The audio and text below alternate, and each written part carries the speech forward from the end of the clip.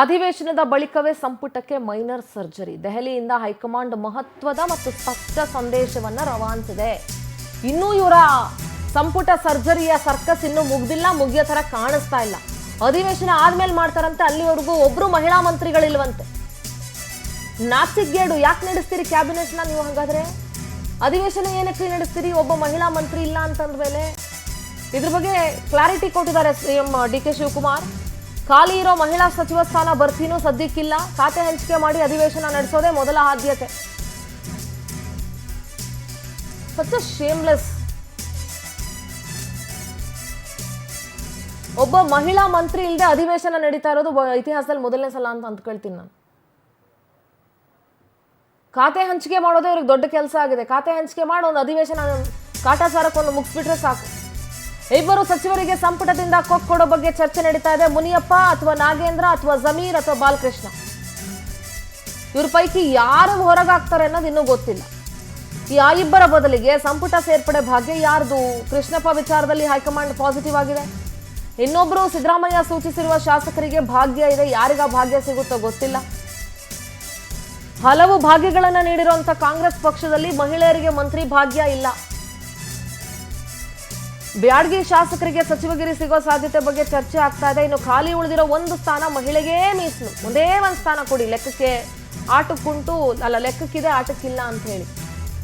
ಯಾವ ಶಾಸಕಿಗೆ ಮಂತ್ರಿಮಂಡಲ ಸಿಗುತ್ತೆ, ಯಾವ ಶಾಸಕಿ ಮಂತ್ರಿಮಂಡಲ ಸೇರ್ಕೊಳ್ತಾರೆ ಅನ್ನೋದು ಇಲ್ಲಿ ಪ್ರಶ್ನೆ.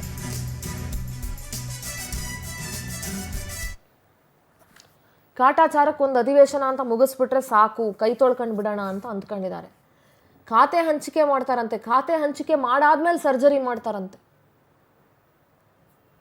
ಎಷ್ಟು ಗೊಂದಲಮಯ ಮಾಡ್ಕೊಂಡ್ಬಿಟ್ರು ನೋಡಿ ಈ ಸಲ ಕ್ಯಾಬಿನೆಟ್ ಎಕ್ಸ್ಪಾನ್ಷನ್ ಅನ್ನ.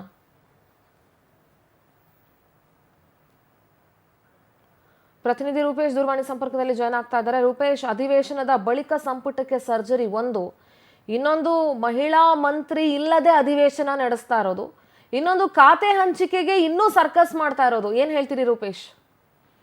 ನಿಜ ಸಿಂಧೂರ್. ಯಾಕಂತ ಹೇಳಿದ್ರೆ ಅಧಿವೇಶನ ಬರ್ತಾ ಇದೆ. ಆದ್ರೆ ಅಧಿವೇಶನ ವೇಳೆ ಆದ್ರೂ ಕೂಡ ಖಾತೆ ಹಂಚಿಕೆ, ಯಾಕಂದ್ರೆ ಯಾರಿಗೆ ಯಾವ ಖಾತೆ ಅಂತೇಳಿ, ಯಾವ ಖಾತೆ ಸಂಬಂಧಪಟ್ಟ ಜವಾಬ್ದಾರಿಗಳನ್ನ ಹಂಚಿಕೆ ಮಾಡ್ಬೇಕು. ಇವ್ರು ಅಧಿಕಾರ ಕೊಡ್ತಾರೋ ಬಿಡ್ತಾರೋ ಬೇರೆ ಪ್ರಶ್ನೆ. ಆದ್ರೆ ಜನರ ಸಮಸ್ಯೆ ಆಗತ್ತೆ. ಜನರ ಸಮಸ್ಯೆಗೆ ಒಂದು ಉತ್ತರವನ್ನ ಕೊಡ್ಬೇಕಾಗತ್ತೆ. ಆದ್ರೆ ಆ ಉತ್ತರ ಕೊಡ್ಲಿಕ್ಕೂ ಕೂಡ ಸಚಿವರುಗಳಿಲ್ಲ ಅಂತ ಹೇಳಿದ್ರೆ ನಿಜಕ್ಕೂ ಕೂಡ ಅದು ಒಂದು ದುರಂತ ಅಂತೇಳಿ ಹೇಳ್ಬೇಕಾಗತ್ತೆ. ಎಲ್ಲವೂ ಕೂಡ ದೊಡ್ಡ ಮಟ್ಟಕ್ಕೆ ಚರ್ಚೆ ಆಗ್ತಾ ಇದೆ. ವಿಪಕ್ಷಗಳು ಕೂಡ ಟೀಕಿಸ್ತಾ ಇದೆ. ಆದ್ರೆ ಅದರಲ್ಲೂ ಕೂಡ ಮಹಿಳಾ ಮಂತ್ರಿಮಂಡಲದಲ್ಲಿ ಮೀಸಲಾತಿ ಕೊಡ್ಬೇಕು, ಆ ರೀತಿಯಾಗಿರ್ತಕ್ಕಂಥ ವಿಚಾರಗಳೆಲ್ಲವೂ ಕೂಡ ಚರ್ಚೆ ಆಗ್ತಾ ಇದೆ. ಮಹಿಳಾ ಮೀಸಲಾತಿ ಚರ್ಚೆ ಆಗ್ತಾ ಇದೆ. ಅದು ನಡುವೆ ಈಗ ಮಂತ್ರಿಮಂಡಲದಲ್ಲಿ ಮಹಿಳೆಯರಿಗೆ ಅವಕಾಶ ಇಲ್ಲ ಈವರೆಗೂ ಅಂತ ಹೇಳಿದ್ರೆ ಮತ್ತೆ ಒಂದು ದೊಡ್ಡ ಮಟ್ಟಕ್ಕೆ ಪ್ರಶ್ನೆ ಬರುತ್ತೆ. ಇಲ್ಲಿ ಕಾಂಗ್ರೆಸ್ ಮಹಿಳಾ ಪ್ರಾತಿನಿಧ್ಯವನ್ನು ಕೊಡ್ತೇವೆ, ಮಹಿಳೆಯರ ಪರ ಅಂತೇಳಿ ಬಿಂಬಿಸಿಕೊಳ್ಳುವಂತ ಪ್ರಯತ್ನ ಮಾಡ್ತಾರೆ. ಆದ್ರೆ ಎಲ್ಲವೂ ಕೂಡ ಬಾಯಿ ಮಾತಿಗೆ ಮಾತ್ರ ಅನ್ನೋ ಪ್ರಶ್ನೆಗಳು ಬರ್ತಾ ಇರುತ್ತೆ. ಆದ್ರೆ ಅದನ್ನು ಕೂಡ, ಯಾಕಂದ್ರೆ ಒಂದು ಸಚಿವ ಸ್ಥಾನವನ್ನ ನಾವು ಮಹಿಳೆಯರಿಗೋಸ್ಕರ ಮೀಸಲಿಟ್ಟಿದ್ದೇವೆ, ಅವರಿಗೆ ಕೊಡ್ತೀವಿ ಅಂತ ಹೇಳಿದ್ರು ಕೂಡ ಸದ್ಯಕ್ಕೆ ಯಾಕೆ ಕೊಟ್ಟಿಲ್ಲ ಅನ್ನೋ ಪ್ರಶ್ನೆಗಳು ಸಹಜವಾಗಿ ಮೂಡಿ ಶುರು ಆಗುತ್ತೆ. ಅದೇ ರೀತಿಯಾಗಿ ಈಗ ಒಂದಿಷ್ಟು ಸರ್ಜರಿಗಳಾಗತ್ತೆ ಅಂತೇಳಿ ಹೇಳ್ತಾ ಇದ್ದಾರೆ. ಸರ್ಜರಿಗಳಂದ್ರೆ ಹೇಗೆ? ಒಂದು ಖಾಲಿ ಸ್ಥಾನ ಇದೆ, ಇನ್ನು ಇಬ್ಬರಿಗೆ ಕಾಂಪನ್ಸೇಟ್ ಮಾಡ್ಕೊಡ್ಬೇಕಾದ್ರೆ ಒಬ್ಬರನ್ನ ರಾಜೀನಾಮೆ ತೆಗೆದುಕೊಳ್ಬೇಕು, ಮತ್ತೊಬ್ಬರಿಗೆ ಕೊಡ್ಬೇಕು ಅನ್ನೋ ವಿಚಾರ ಸ್ಪಷ್ಟವಾಗ್ತಾ ಹೋಗ್ತಾ ಇದೆ. ಹೀಗಾಗಿ ಯಾರಿಗೆ ಒಂದು ರಾಜೀನಾಮೆ ಪಡ್ಕೊಳ್ತಾರೆ ಅನ್ನೋದು ಕೂಡ ಕುತೂಹಲದ ವಿಚಾರ ಆಗಿದೆ. ಅದೇ ರೀತಿ ಸಚಿವರುಗಳು ಕೂಡ ಒಂದಿಷ್ಟು ಟೆನ್ಷನ್, ಯಾಕಂದ್ರೆ ನಮ್ಮ ಸಚಿವ ಸ್ಥಾನಕ್ಕೆ ಏನಾದ್ರು ಕೂತು ಬಂದ್ರೆ ಏನ್ ಮಾಡೋದು ಅಂತ ಹೇಳಿ ಒಂದಿಷ್ಟು ಆತಂಕ ಇದೆ. ಆದ್ರೂ ಕೂಡ ಶಾಸಕರಿಗೆ ಕೂಡ ಇದು ಪ್ಲಸ್ ಅಂತೇಳಿ ಅಲ್ಲ. ಯಾಕಂತ ಹೇಳಿದ್ರೆ ಬ್ಯಾಡಗಿ ಶಿವಣ್ಣ, ಹಿಟ್ನಾಳ್ ಸೇರಿದಂತೆ ಕೃಷ್ಣಪ್ಪ ಸೇರಿದಂತೆ ಹಲವಾರು ಜನ ಆಕಾಂಕ್ಷಿಗಳಿದ್ದಾರೆ. ಅವರೆಲ್ಲ ಗುಡ್ ನ್ಯೂಸ್ ಸಿಗ್ಬಹುದು, ನಾವು ಇದೇ ಸದನದಲ್ಲಿ ಸಚಿವರಾಗಬಹುದು ಅನ್ನೋಂಥದ್ದು ಅಂದ್ಕೊಂಡಿದ್ರು. ಆದ್ರೆ ಅದೆಲ್ಲದೂ ಕೂಡ ಈಗ ಬ್ರೇಕ್ ಬಿದ್ದಂತ ಕಾಣ್ತಾ ಇದೆ. ಸ್ವಲ್ಪ ಟೈಮ್ ಹೋಗುತ್ತೆ, ಅದಾದ ಬಳಿಕ ಎಲ್ಲದಕ್ಕೂ ಕೂಡ ಪ್ರಶ್ನೆಗೆ ಉತ್ತರ ಸಿಗುತ್ತೆ ಅನ್ನೋಂಥದ್ದು ಈಗ ಹೇಳಲಾಗ್ತಾ ಇದೆ. ಒಟ್ಟಾರಾಗಿ ಅಧಿವೇಶನದವರೆಗೂ ಕೂಡ ಎಲ್ಲಾ ರೀತಿಯಾಗಿರ್ತಕ್ಕಂಥ ಡೆವಲಪ್ಮೆಂಟ್ ಗಳಾಗೋದಿಲ್ಲ. ಇದೇ ರೀತಿ ಗೊಂದಲ ಮುಂದುವರಿಸುತ್ತೆ ಅನ್ನೋದು ಈಗ ಸ್ಪಷ್ಟವಾಗ್ತಾ ಇದೆ Sindoor. All right Rupesh, thank you ನಿಮ್ಮೆಲ್ಲ ಡೀಟೇಲ್ಸ್ಗಾಗಿ.